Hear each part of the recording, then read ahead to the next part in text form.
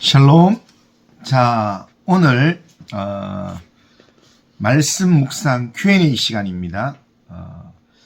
말씀 묵상을 좀 더 돕기 위해서 말씀 본문에 대한 질문을 하고 그 질문에 대한 대답을 찾아보는 시간들을 가지겠습니다. 오늘 본문은 요한복음 15장 18절에서 27절 말씀입니다. 오늘 말씀에서 질문을 먼저 하면 18절에서 세상이 너희를 미워하면 이라는 말씀으로 예수님께서 말씀하시는데 15장 앞부분에 보면 예수님께서 예수님 안에 가는 삶을 이야기하면서 예수님의 계명을 지켜라. 그러면서 나를 너희가 서로 사랑하라 라는 말씀을 하셨습니다. 사랑하라는 말씀을 하시고 난 다음에 지금 사랑하게 하려고 하신다 이렇게 말씀하시고 난 다음에 18절에 와서 세상이 너희를 미워하게 될 것이다. 이걸 이야기한다는 겁니다. 자, 왜 예수님은 갑자기 제자들에게 세상이 너희를 미워하면 이라는 말씀을 하셨을까? 라는 것을 우리가 한번 생각해 보면 요한복음 전체의 흐름 속에서 매우 이 필연적인 그런 이 문맥의 질문이라 할 수 있습니다. 사랑하라는 말씀 바로 다음에 이어진 이유가 뭘까? 15장의 본문을 보면 구조가 분명합니다. 1절부터 17절까지가 포도나무와 가지의 비유를 하시면서 서로 사랑하라 말씀하십니다. 그리고 18절에서 27절의 본문은 세상의 반응을 이야기하면서 세상이 너희를 미워할 거다 라고 말씀하신다는 겁니다.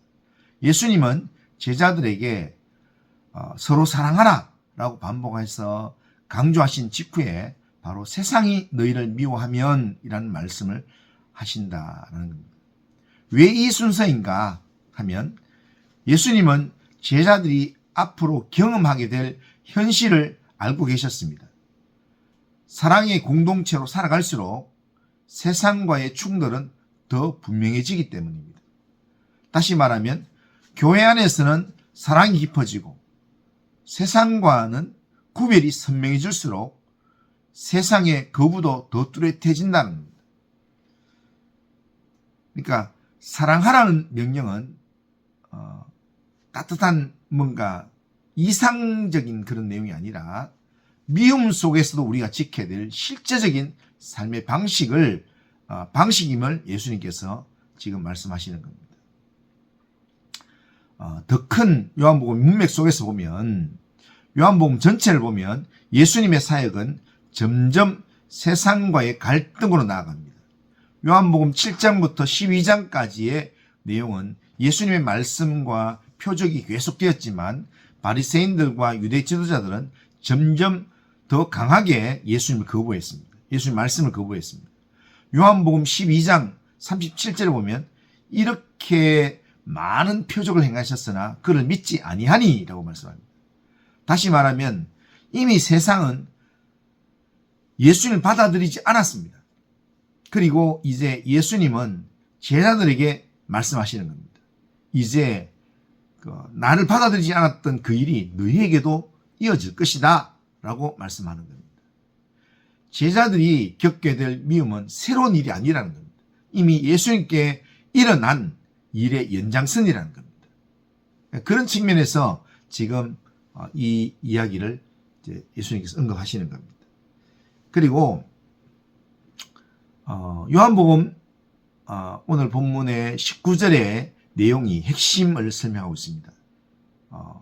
여기 보면 19절 보면 너희가 세상에 속하였으면 세상이 자기의 것을 사랑할 것이나 너희는 세상에 속한 자가 아니요 도리어 여기서 보면 내가 너희를 세상에서 택하였기 때문에 세상이 너희를 미워하느니라 라고 말씀합니다. 예수님은 제자들의 정체성을 이렇게 규정하십니다. 너희는 더 이상 세상에 속한 자가 아니다. 하나님께 속한 구별된 존재다 라고 예수님께서는 말씀하신다는 겁니다. 그래서 왜 미움이 오는가? 하나님께 속한 구별된 존재인데 왜 미움이 오는가?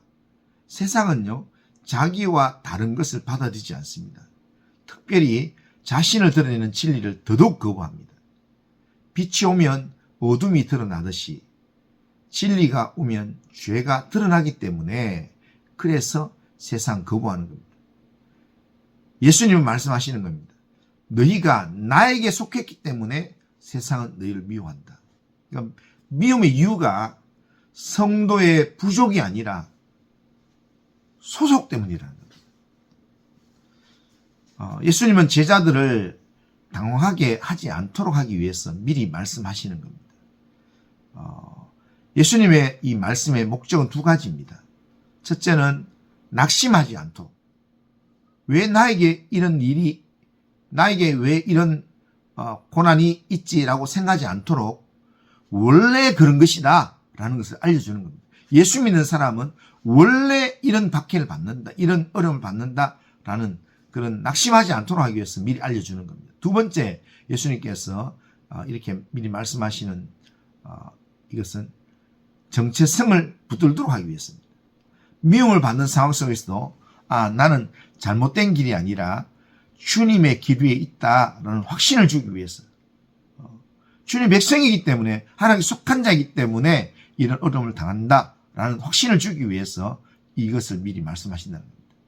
정리를 해보면 예수님이 세상이 너희를 미워하면 이라고 이렇게 말씀하신 이유는 단순한 경고의 내용이 아니라 사랑의 공동체로 살아갈 제자들에게 반드시 닥치게 될 현실을 준비하기 위한 그런 말씀입니다.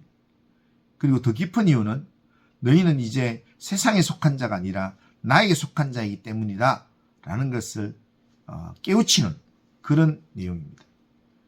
이 말씀은 두려움을 주기 위한 말씀이 아니라 확신을 주기 위한 말씀입니다. 미움이 온다고 해서 길을 잘못 간 게 아니라 오히려 주님께 속한 자라는 표지일 수 있다는 것, 이것을 기억하게 만드는 겁니다. 세상의 사랑을 받기 위해 사는 사람이 아니라 주님께 속한 자로서 주님의 길을 따라가는 사람이라는 것을 우리가 기억하고, 우리가 어떤 상황 속에서도 주님이 우리의 앞길을 인도하신다는 그 믿음을 가지고 주님 의지하면서 말씀 묵상하면 좋겠다 생각됩니다. 자, 두 번째로 오늘 본문에서 질문을 던질 수 있는 것은, 그러면 세상이 왜 예수님을 미워하는가입니다. 그러니까 예수님 미워하기 때문에 우리를 미워한다는데, 그럼 세상이 왜 예수님 미워하는가? 이게 아직 이게 전체적인 내용에서 본질적인 질문입니다. 왜 세상은 예수님 미워하는가? 예수님은 이 질문에 대해 감정적으로 설명하지 않으시고 영적인 이유, 본질적인 이유를 분명히 밝혀주십니다. 근본적인 이유가 뭐냐면 그들이 하나님을 알지 못하기 때문에. 21절에 보면 이는 나를 보내신 이를 알지 못함이라 그렇게 말씀합니다. 세상이 예수님을 미워하는 가장 큰 이유는 하나님을 알지 못하기 때문입니다. 여기서 알다라는 것은 단순한 지식이 아니라 인격적인 관계와 인식의 내용을 담고 있습니다. 그러니까 하나님을 모르면 예수님도 알아볼 수가 없습니다. 결국 예수님을 거부하는 것은 하나님과의 관계가 끊어져 있기 때문입니다. 그래서 미움은 단순한 감정의 문제가 아니라 영적 단절의 결과라는 겁니다. 그리고 두 번째, 이렇게 예수님을 미워하는 이유가 뭐냐면 예수님이 죄를 드러내기 때문입니다. 22절 그리고 24절 보면 내가 와서 그들에게 말하지 아니하였더라면 죄가 없었으려니와. 24절 보면 지금은 그들이 나와 내 아버지를 보았고 또 미워하였느니라. 미워하였도다. 그렇게 말씀합니다. 예수님이 오시기 전과 후는 분명히 달라졌습니다. 예수님은 사람들의 죄를 드러내셨습니다. 사람은 자신의 죄가 드러나는 걸 원치 않습니다. 빛이 오면 어둠이 드러나듯이 진리가 오면 죄가 드러납니다. 빛을 밀어내고 진리를 거부하게 되는 겁니다. 결국 예수님을 미워하는 이유는 자신의 죄를 인정하기 싫기 때문에 미워하는 겁니다. 그리고 세상이 예수님을 미워하는 이유는 세상에 속한 가치와 충돌되기 때문입니다. 19절 보면 너희가 세상에 속하지 아니하였기 때문에 세상이 너희를 미워하느니라 라고 말씀합니다. 예수님은 세상의 가치와 전혀 다른 기준을 가지고 우리 가운데 오셨습니다. 세상의 가치와 예수님의 가치를 비교해 보면 세상은 자기중심적이고 성공을 추구하고 인정받기를 원합니다. 그런데 예수님은 하나님 중심이고 십자가를 향해 나아가고 순종의 삶을 그렇게 추구한다는 겁니다. 이 두 가지는 절대로 함께 갈 수가 없습니다. 그래서 예수님이 드러나면 세상은 불편해지는 겁니다.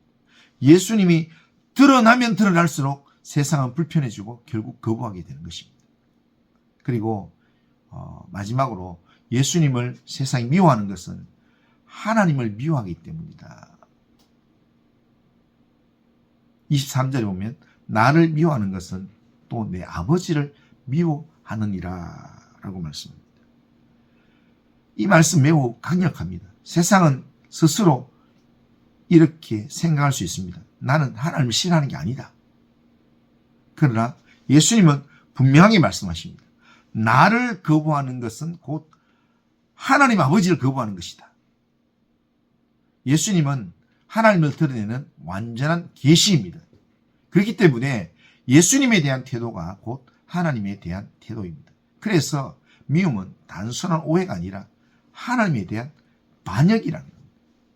자, 이 내용을 전체로 정리해 보면 세상이 예수님을 미워하는 이유는 네 가지로 정리할 수 있습니다. 첫째, 하나님을 알지 못하기 때문에. 두 번째, 예수님이 죄를 드러내시기 때문에. 세 번째, 세상의 가치와 충돌하기 때문에 세상이 예수를 미워하고. 결국에는 하나님을 거부하는 그 심령의 상태 때문에 예수님을 미워하게 된다. 한 문장으로 정리하면 세상은 하나님을 알지 못하고 자기 죄를 거부하기 때문에 예수님을 미워한다는 겁니다. 이 질문은 사실 우리에게도 돌아오는 질문입니다. 그러니까 이 예수님을 보면서, 예수님 말씀을 보면서, 오늘 우리에게 주시는 말씀을 보면서 나는 예수님을 불편해하는가 아니면 예수님을 사랑하는가? 예수님 말씀이 나를 찌를 때, 예수님의 말씀이 내 죄를 드러나게 만들어서 그렇게 내 의지를 꺾으려고 할 때, 그럴 때 말씀 앞에 섰던 내가 찔림을 받고 내 죄가 드러나고 내 뜻이 꺾일 때, 그때 내가 예수님을 불편해하는 사람인가? 아니면 주님이 내 죄를 깨닫게 만드시는구나, 내가 바른 길을 가도록 주님께 인도하시는구나 라면서 주님을 사랑하고 주의 계명을 붙들고 주님의 말씀에 순종해서 살아가는가. 우리의 영적인 반응을 보면요, 우리의 영적인 반응을 보면 내가 누구에게 속했는가를 분명히 알 수 있습니다. 우리는 그리스도께 속한 자로서, 주님이 우리를 택하셔서 그리스도께 속한 자로 세웠다면 그리스도께 속한 자로서의 영적인 반응을 할 수 있어야 합니다. 그래서 말씀이 나를 찌를 때 나를 책망하시는구나, 나를 바르게 하시려고 하시는구나 라는 것을 깨닫고 이 말씀 묵상을 통해서 하나님 말씀이 내게 주시는 그 말씀에 내가 분명한 반응을 하고 적용할 수 있어야 합니다. 나는 진리를 거부하는 사람이 아니라 나를 드러내시는 주님 앞에 기꺼이 순종하는 사람입니다. 그런 믿음으로 하나님 말씀에 귀를 기울이고 하나님 말씀 앞에서 믿음으로 살아가는 그런 성도님들 되시길 바랍니다. 이런 내용으로 말씀 묵상을 오늘도 성공적으로 감당할 수 있기를 바랍니다. 오늘 하루도 주님의 이름으로 승리하는 삶을 살기를 축복합니다. 축복합니다. 마치겠습니다.